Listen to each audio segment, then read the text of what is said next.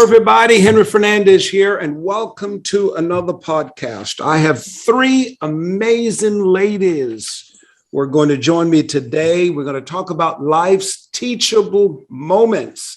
Every one of us have had teachable moments in life, and all of these three ladies have something in common. And I believe that they can minister not only to women, but also to men. So let me go right into it to introduce them. We first have Catherine Cardona. She's a TFC member, certified spiritual life coach, business credit specialist. So anybody who needs your credit to be repaired, she's the young lady you need to see. Bachelor's of Arts degree in psychology, a dual degree in criminal justice. So we're glad for her. In fact, she's got a book that she's putting together, working on a manuscript, and I believe it is Sis, Heal Your Soul. Maybe that's right. Talk about that a little bit. All right. And then we have Aisha Mannins, also a TFC member. She is a part of our marketing committee. She's a revenue manager for a cruise line. And if there's anybody who is ready for a cruise, it's me. I want a cruise like yesterday. We need more of you out there. I'm going to talk to you, Aisha, because you got to get me on that boat. I'm telling you, right? She's a mother of a 14-year-old son, and she serves on the board of directors for Girl Power Rocks, a nonprofit organization for at-risk girls. And then Nicole Porter, a member of TFC. She's the author of Uncommon Singles. She's a life coach, and I'm so glad, ladies, that you are with me today. Welcome to the podcast. Thank you, Chef. All right. Hello. All right. Let's get right into it, ladies. Now, all of you, in my talking to you guys, you have been sharing some amazing testimony about your journey in life. So let me start with you, Aisha. What are some of the life's teachable moments to you? Looking back into your life, what are the most teachable moments, or is there one or many? Well, in my almost 50 years, I'll be 50 next year, there have been many. The biggest ones that I can think of, well, my son is 14, so it'd be about 8 years ago, I went through a divorce, and I just felt like a failure, and it took me a while to get there. I have to admit, we got into the relationship and we did counseling, and we with our then pastor, and we just were not seeing eye to eye on many things, finances including, and communication or lack thereof. And it came to a point where I had to say, with a lot of prayer, that this wasn't going to work out. And that took me a lot, because even I have family members telling me don't do it. And I had recommended counseling again. He didn't want to do counseling again. And it took a long road, but we are friends to this day, and co-parenting. And that's important because we only have one son. And that is our priority, especially during his challenging teenage years. Right. But God saw us through. Now, fast forward to today, I'm in another big challenge. As I've shared with you all, I was diagnosed in late May with early stages of breast cancer. Just went to have my regular mammogram. And unfortunately, last year with COVID, I had missed a lot of doctor's appointments. So I had to make up for them. And I was in shock once the biopsy results came in. But again, I had to rely on the Lord and pray and just be thankful that it was caught early. Also, I have voice to many, many women, so I don't mind sharing this because I've made it public. I've put it on my social media. We have to take care of our health. We're in a pandemic, and we have to get our checkups. Women are more caregivers, and we tend to put our needs aside, but we cannot skip those mammograms. We can't skip gynecologist appointments. We can't skip doctor's appointments, because that is the difference between a stage 1 or a stage 3 diagnosis. I'm thankful today that the surgery went well, and now I'm doing preventive measures, such as radiation treatments, which I have to do daily for the next 4 weeks, and then on medication to prevent cancer from coming back.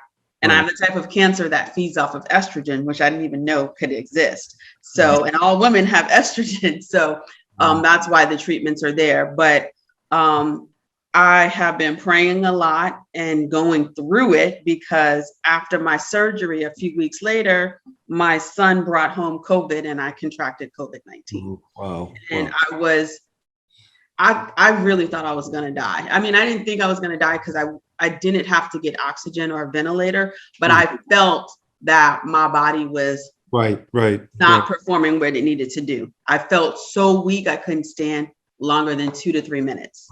Wow. And I was like, why? But you know what? God saw me through that. And then I was able to get my strength back to start radiation, because I had to delay it. So I'm thankful that I'm still able to work. I'm exercising again, because I had to stop for a while. I'm just grateful that I have life. And now when I do little things, I'm grateful that I can do it. The other day I was able to go walking. I was grateful. The other day I was able to see family. I was so grateful. Simple things in life. Yes. Wow. Amazing. Thanks for sharing that. I'll come back to that in a moment. Let's go to Nicole. Again, I'm quite sure while Aisha was talking, Nicole, you could relate the things that, she's going through for you, right? What were or was the moment for you in life? The biggest teachable moment for me was when I was going through my divorce, right? And I always have to tie it back to this quote by Lauryn Hill.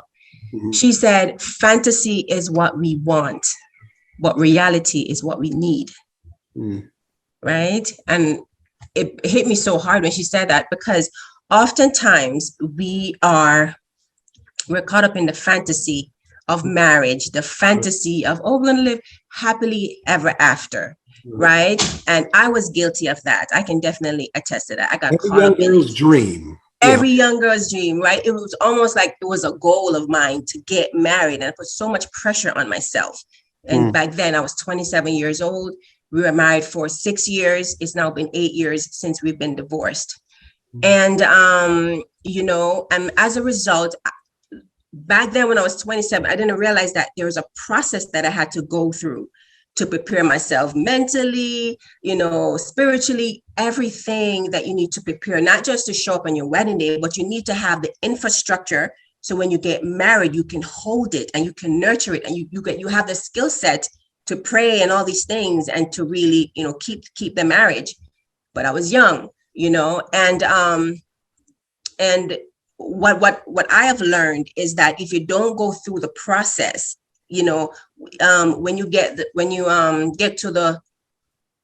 don't go through the process, when you get the promise, you will abort the blessing, right? Because we don't have the infrastructure to keep that, because God has, he wants to bless us, right? But once we receive the blessing, can we keep it? Can we hold it? Can we nurture it? Can we sustain the blessing? And many of us, including myself, we get the blessing, but pretty soon we lose it. We fumble and we fall, and we lose the very thing that we prayed so much for.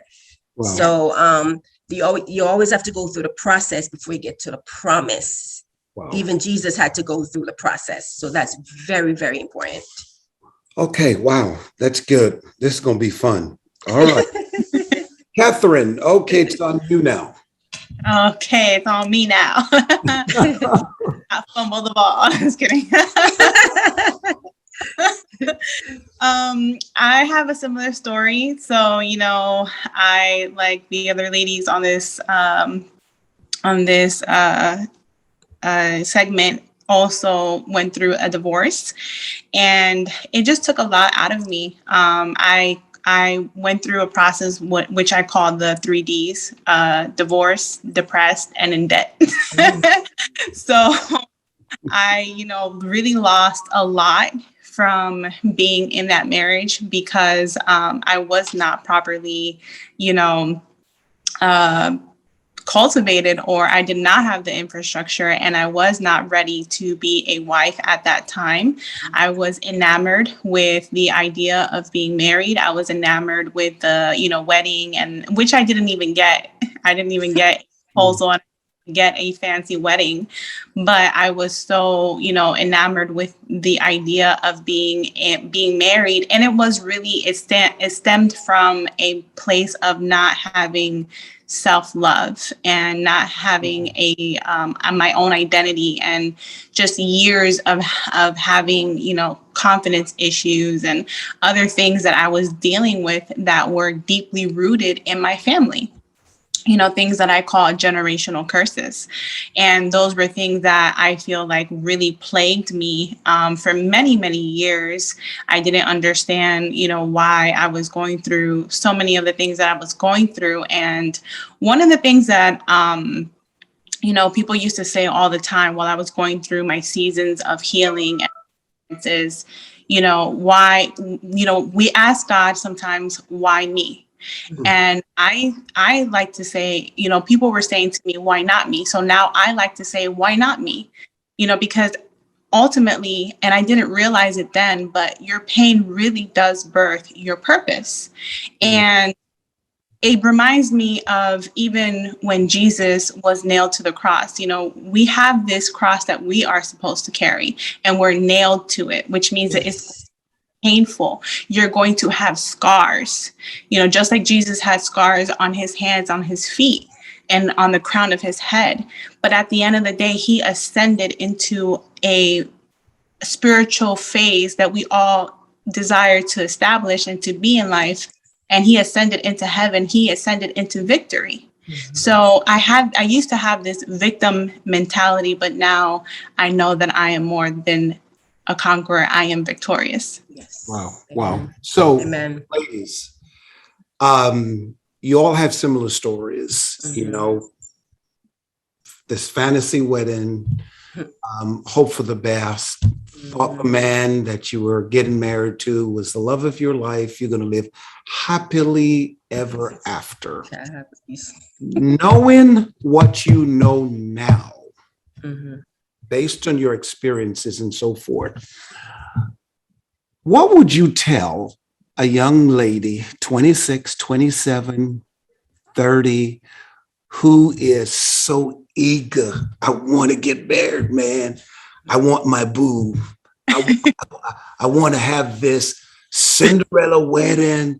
And I don't want to be lonely. I want a man to love me. I want to have sex, and I want to have a baby. Knowing what you know now, what would you tell that young lady who is so eager to do this? I'll go with you first, Nicole. I would share with her, I would say to her, the delay is for your development.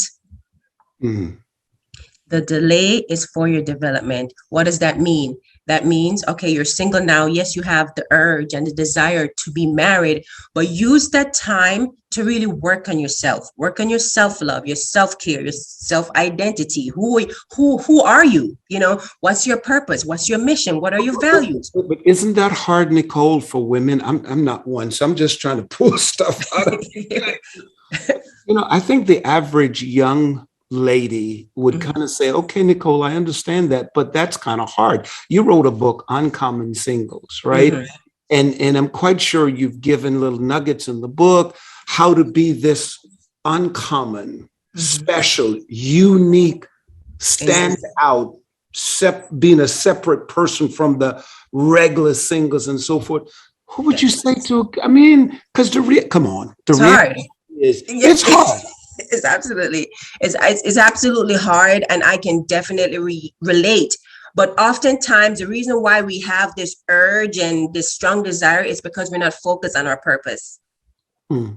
We're not focused on the things that God's been telling us to do, right? We're putting it off. It's okay after I get married or after, this and this happened. No, do it now. If you're busy doing the things of God, I guarantee you won't be so enamored or so like, oh my God, is it today I'm going to meet him? Stressing yourself out, because of someone. No, if you're busy in the kingdom, when I look at Ruth and all these biblical stories in the Bible, they were busy working. They were on their mission. They knew their purpose and they knew who they were.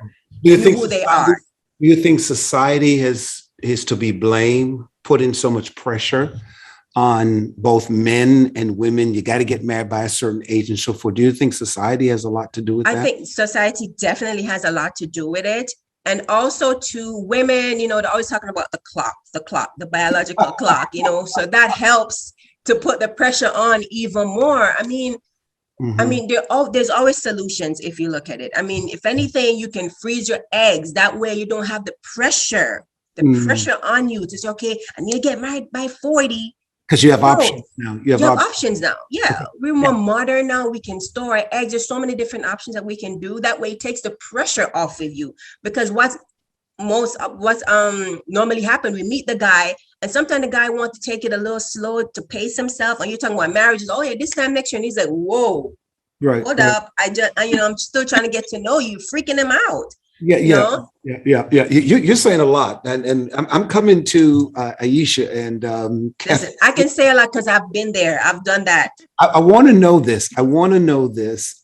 Because you're right. A lot of women don't realize that because of their anxiety, I got to get married.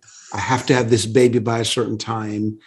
That they put pressure on men, good men, who one day will marry them, but it's like he's also broken. He's probably came out of marriage before, or he doesn't see a lot of marriages as an example to encourage him. So he's scared, and he's interpreting that. Wait a minute, what's your motive? Why are you pushing me that much and so forth? But here's a question I want to ask you, Nicole.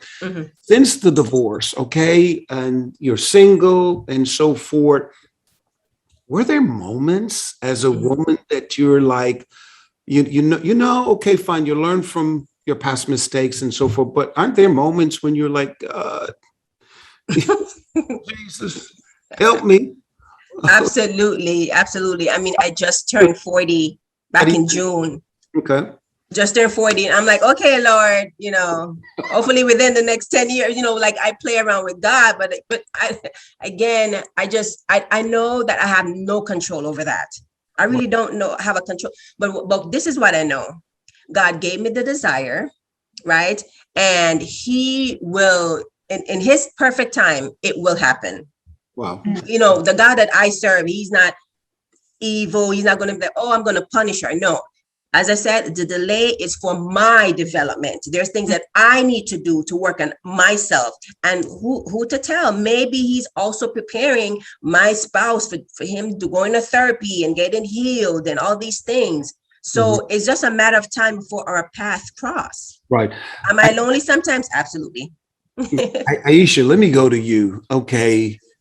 Looking back at your relationship with your ex-husband and so forth, what would you do different today if God gave you an opportunity to rewind the time and go back to when you just got married? Would there be anything that you would have done differently?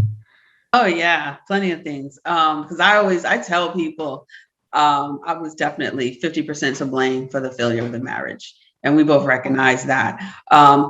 I had it in my mind how this marriage and we were supposed to develop and play out. And I think I was trying to force it. And he went along with it for a while until he just showed true nature. Like, this is not me. I got to be who I am. And I didn't understand that. And I would never try to change someone. Ever. You've got to accept people for who they are and as they drop my moment. That's a drop my moment. Yeah, that's what I realized. Great person, good person, just wasn't for me. And we recognize that. We can go back and laugh and recognize that now. But I have a very strong personality. I am an oldest child and a Leo, and I think I was just too much trying to force something that wasn't there, trying to make a picture perfect, trying to make it work, and then starting to overcompensate, but then starting to get very frustrated. And it spun me into, and I spun myself into depression and an anxiety. And I would keep up a good front to just keep life going, and then retreat in my own house, and then stop socializing and doing anything. I would just do what was necessary.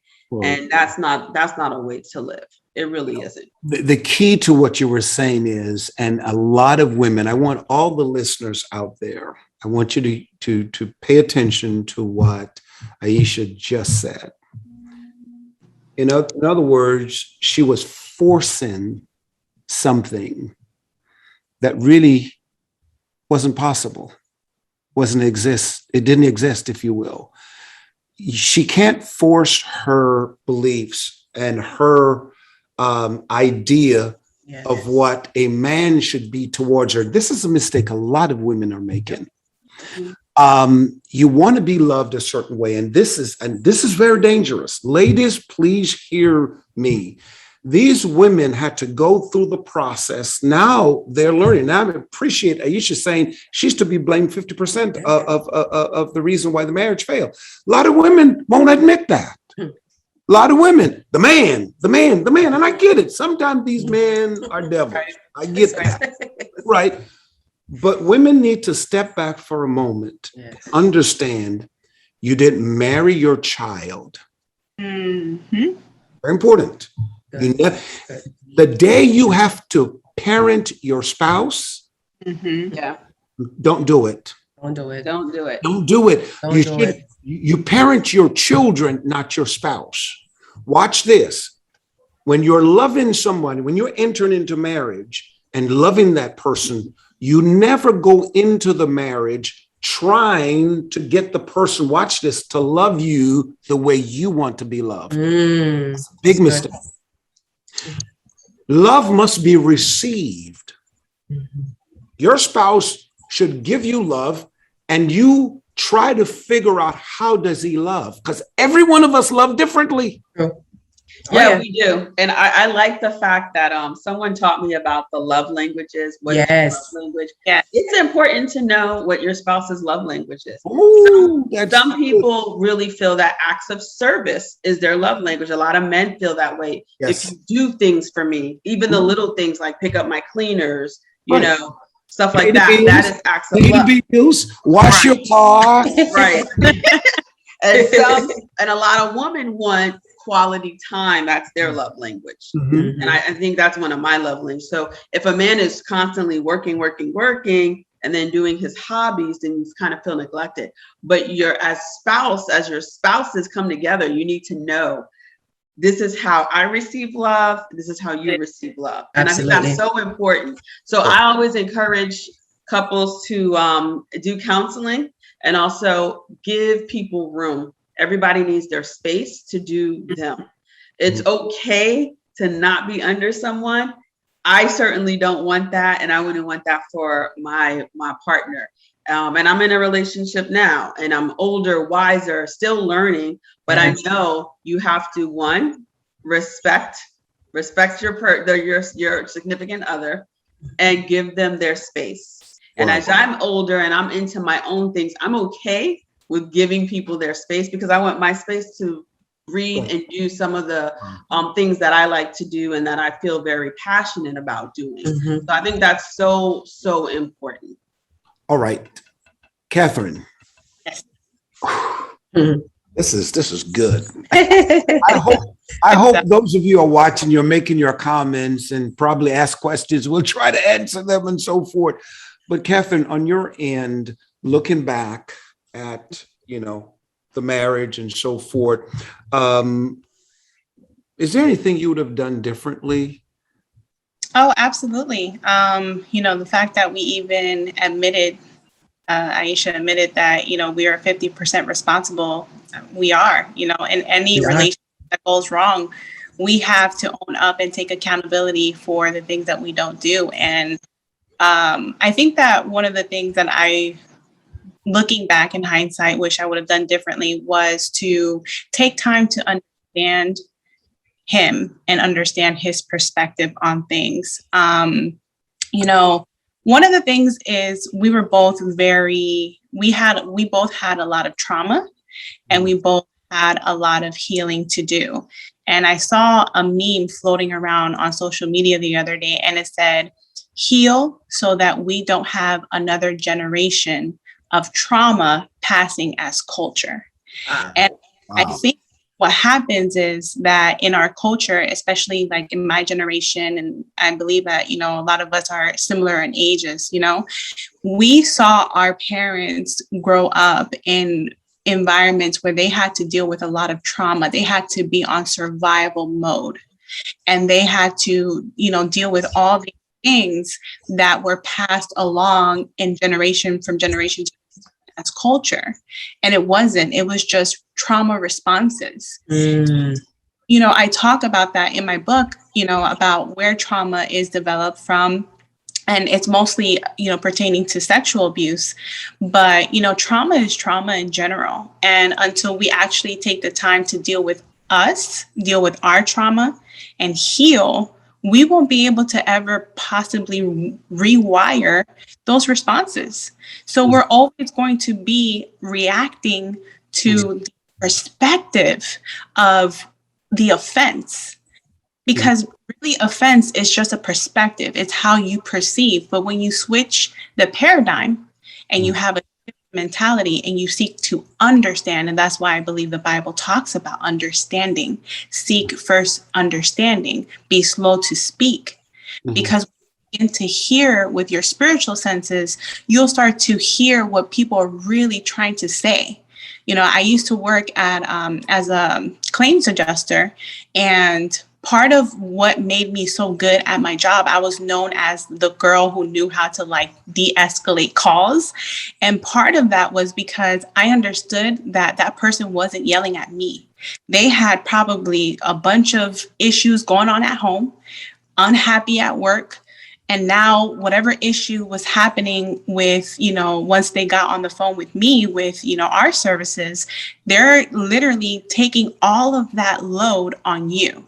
When I started to think of things that way, I was able to hear their issues. Sometimes I was on the phone with them for 30 minutes to an hour, just letting them vent. And when we were done, they were like, thank you so much. I needed that. Thank you so much for understanding. It's not you. I'm not trying to take this out on you. I'm not angry at you. And so a lot of times we have to understand that our partners are going through life as well, just like we are. So they come with their own stress. They come with their own stress. They come with their own baggage. And sometimes you have to learn to hear what they're not saying. Yes. And that's a skill that you have to cultivate, and you have to learn to do that by understanding someone. Wow. So let me ask you this, Catherine. You talk about brokenness, and I believe there are so many women who, some unfortunately are not aware of it, but there's so many women who are broken. Yes. Want love, want the fantasy of a relationship, marriage, family, and so forth, but they're broken from their past, whether it is, like you said, sexual abuse, an absentee father, or relationship with parents, whatever, and so forth. So I have a lot of these women walking around, pretty women, dressed up, looking wonderful, but they are broken. How do you speak to the broken woman to say, sis, check your soul, check your heart, because that's your book, sis, heal your soul. Because until, I firmly believe, and it goes both ways for men also, until you are healed, you can't truly love another person. No. Facts. No, that's so true, Bishop. taking the time, it all starts with, for me, just to be perfectly honest, it started with me being in a relationship. And then I went on a fast. I was in a relationship and this person wanted to, supposedly they wanted to marry me. We talked about marriage and things like that. And I went on a fast. And during that fast, it was like almost an aha moment where I realized that I was really still really from my marriage, like really, really broken from that. I unfortunately ignored a lot of our issues, a lot of the red flags, even before we got married. There was a lot of verbal abuse, a lot of domestic violence, even before we got married.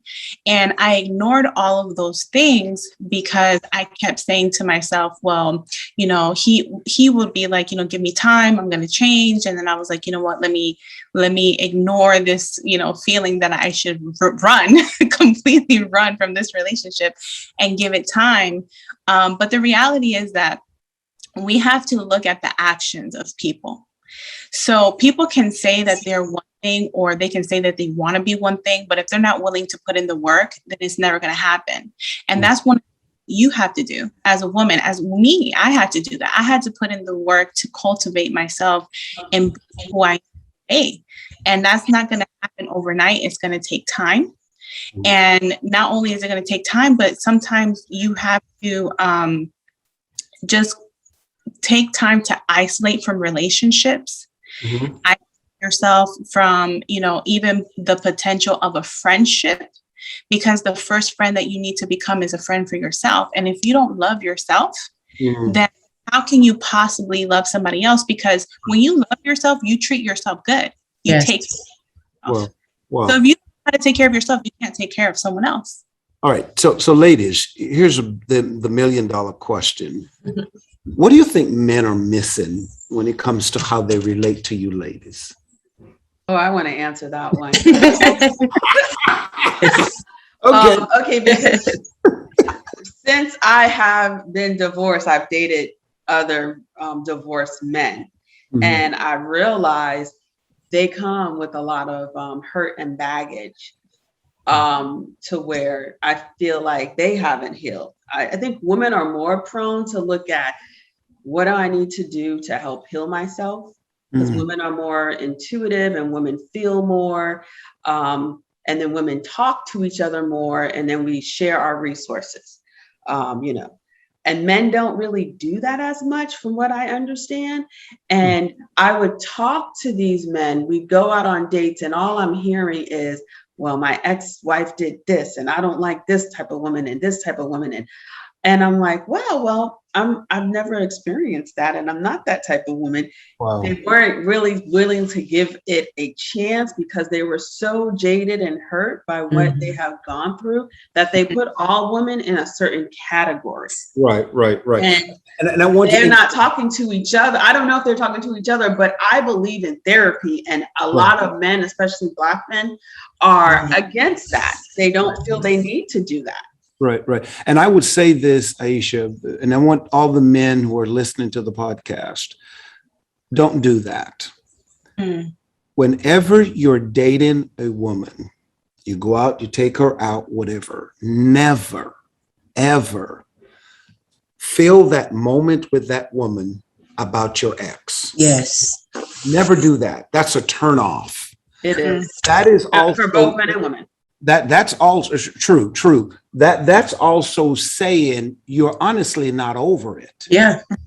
You're unhealed. Yeah, you're not healed. Yeah, but go ahead, Aisha. I just wanted to insert that. No, I totally agree. And I think that women do the same thing. So when that question comes up to me, I always say, well, it takes two. So what did you do to contribute to it? And then I start to tell them, well, this is what I did to contribute to it. And this is what I learned. And I always ask, well, what did you learn from that? Because I find, and I learned this, I stay away from men that only talk about how bad the last woman was. And they were perfect. They didn't do anything. Yes. They just found the wrong woman. But when you keep attracting that, you are attracting that. You're bringing some trait to it. Yes. Right. Whether you want to play victim or whether you want to play like you're the savior and you are holier than thou and have never done anything wrong and you are the authority on what needs to be right in a relationship.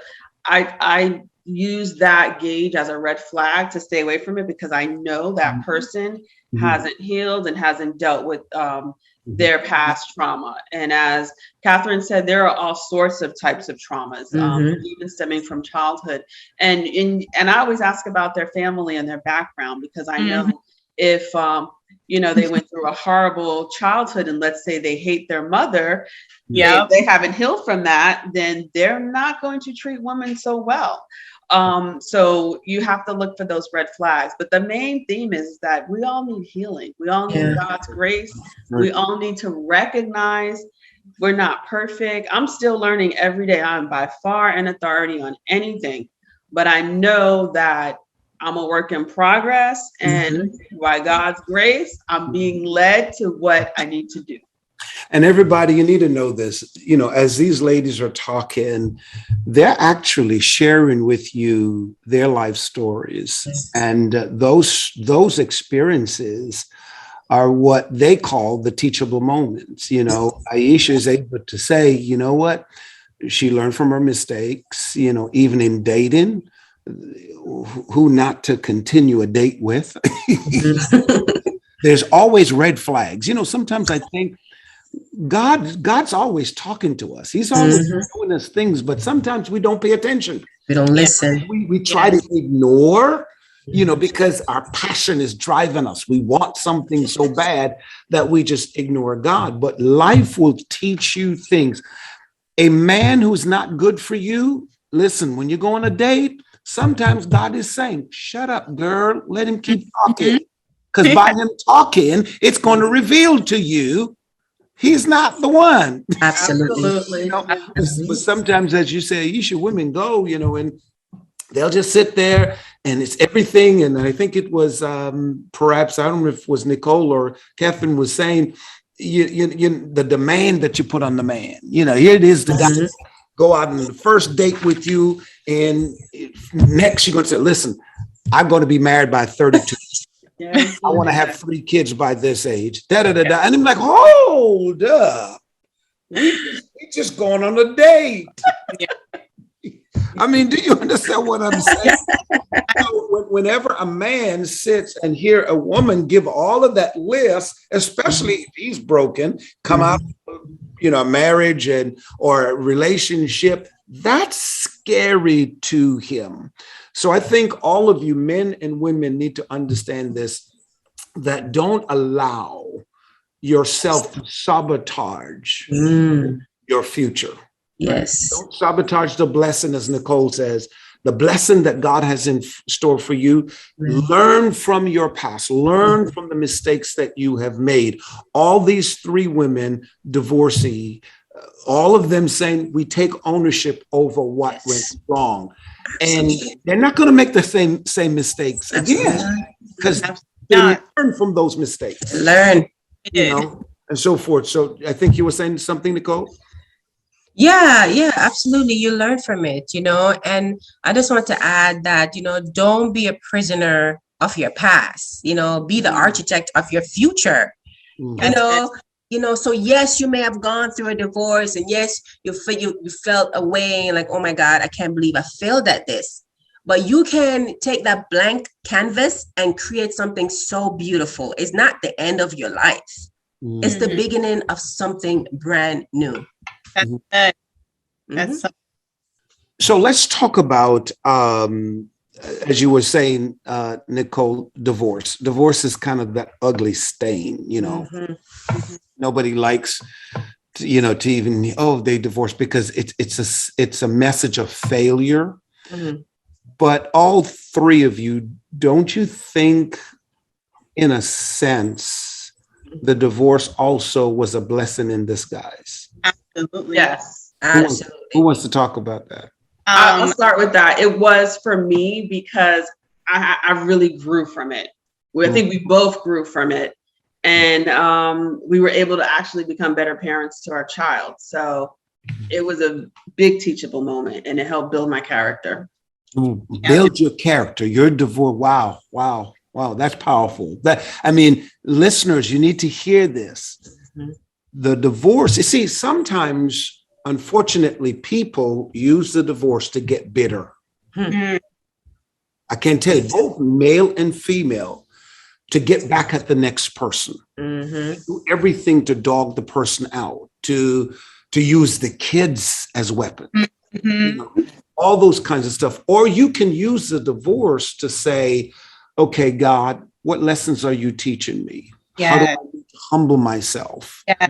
How do I need to recognize that maybe, ladies, watch this, maybe the man, because of his brokenness, just needed a woman who's able to tutor him.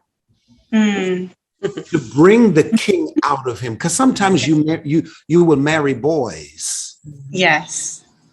and it's not that the boy can't develop into a king. Mm-hmm. Sometimes some women don't know how to handle a palace. Come on, Bishop. They don't. Good. They don't. You know. So here it is: the fantasy of becoming the princess, Yes. the queen. Mm-hmm. And sometimes God will give you a man that's broken, fragile, but his heart is good.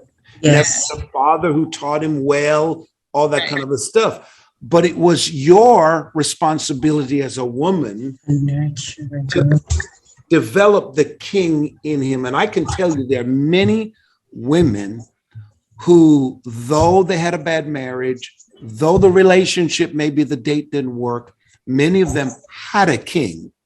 Yes. But they walked away from a king all because they themselves are broken, have no vision, no insight. And it's going to take another woman who has vision, insight to get the king that you should get. Wow, that's good. Yeah, that's true. And that's a hard pill to swallow sometimes. But that is absolutely true. Mm-hmm. Yeah. And you sometimes you have to become that woman for the next person. Right. And the same thing, a man sometimes, he has to have vision to see the woman and see, wait a minute, she looks like she's nothing. She's broken. Yes. She's homeless. She's helpless. Oh, she's on minimum wage. She is a servant. Yes. But let me see if I can make a Ruth out of her. Yes. See? That's one of the things that I say, Bishop. One of the things that I despise the most is when you break up with and you start to dog them out, or you continue to talk about them regarding their past. Because if someone actually has taken the time to do the work of healing, and they've moved on and they're trying to move on, don't continue to have that weight, that cloud, and that stigma of what they did and who they were over them, because we are capable of changing. And I absolutely agree with that, because I myself, I had to recognize that I was the issue. Towards the beginning of our relationship, my ex was, he was the issue, let's say that, right?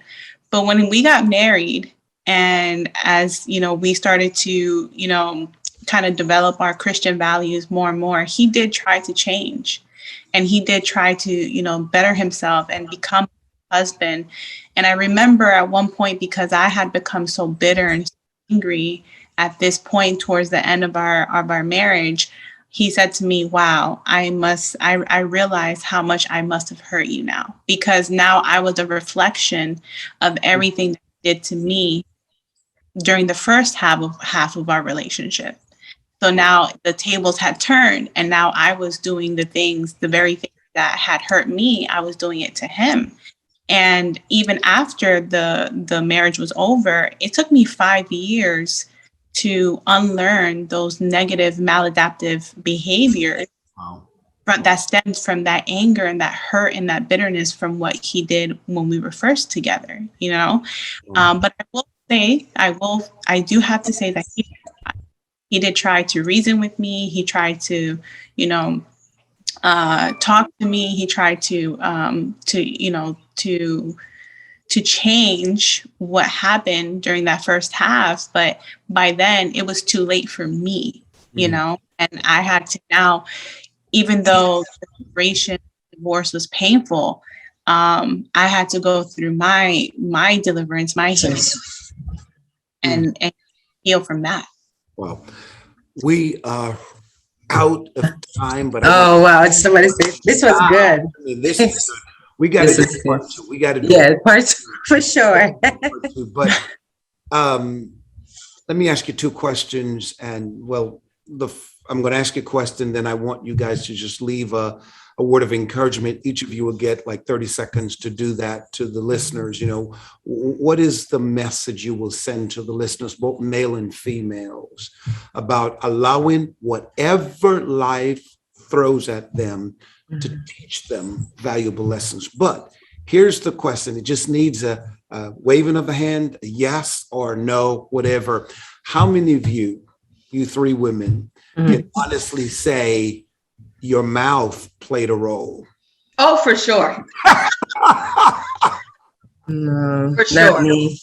My mouth got me in so much trouble. For me, I was the opposite. Because I come from a family of very strong women. Okay. And I remember my last final argument. I looked in the mirror and said, "This is not who you need to be." Wow. And I went back to my, at the time, husband. I apologized. I said, "What I said to you, even though the situation that we were in, it was his fault, but the way I exploded, I said, I should never talk to my husband that way." And I apologized. But that's when I knew, because God was telling me, you can't stay in this anymore. So Nicole, you said Become that no. woman. You said no, that was not you. All right. So what about you, Catherine? My issue was my temper, which was correlated with my mouth. All right. So quickly, Nicole, 30 seconds, less than 30 seconds. Okay. What's the message you're sending to the listeners? Okay. My message is, whatever you have gone through, whatever you go through, you can be something so much different. You can recreate yourself. You can create a brand new script for your life. Listen, I always say, life doesn't end at divorce. You know, it's the beginning of something brand new. All right. So don't lose hope. Don't give in don't throw in the towel. You can make it. Just stay focused, stay positive, and move forward. All right. Catherine. I would say that, there's a quote by T.D. Jakes, and he says that you may not be the fastest, you may not be the smartest, you may not even get to your destination the quickest. There may be people that are, moving faster than you are, but take your time and don't rush the process. Trust. Wow. Aisha? I would say you're always going to be thrown something in life, and it's not how it comes at you, but how you react to it. You can only control your emotions, your mind, and there's times where you're going to have to go to that higher place and really pray on it and rely on something bigger than yourself and talk to the Holy Spirit. Like that, sometimes you cannot use reason and logic to get through these ordeals. You have to rely on faith. Oh, ladies, I'm out of time. Thank you so much for being a part of this conversation. We've got to do it again. We got to do a part two because there were so many things we needed to say. Nicole, thanks again. I wish you all the success. Please go out and get her book. Can you put it up, Nicole? Get her book. Get her book. It's right there. You see it. How can they just give them the information? How can they get a copy of that book? Okay. The book is available on Amazon and Barnes & Noble online. So just type the name, The Uncommon Single, and it comes up for you. Thank you. And then, Catherine, you have a book that you're writing, Sis, Heal Your Soul. When is that coming out? I am in the works currently of hopefully releasing that by the end of this year, if not by the beginning of the next year. So definitely stay tuned because that information will be coming out very soon. Okay. I wish you all the best with that book, and let us know when it is out. And then, Aisha, we're praying for you. We know God's going to completely heal you. Thank you. And again, ladies, thank you so much. Now, for those of you who just listen to the podcast, please make your comments. Let me know how this has been a blessing to you. How do you think the ladies did? I need to hear from you. This is Henry Fernandez saying I'll see you on another podcast.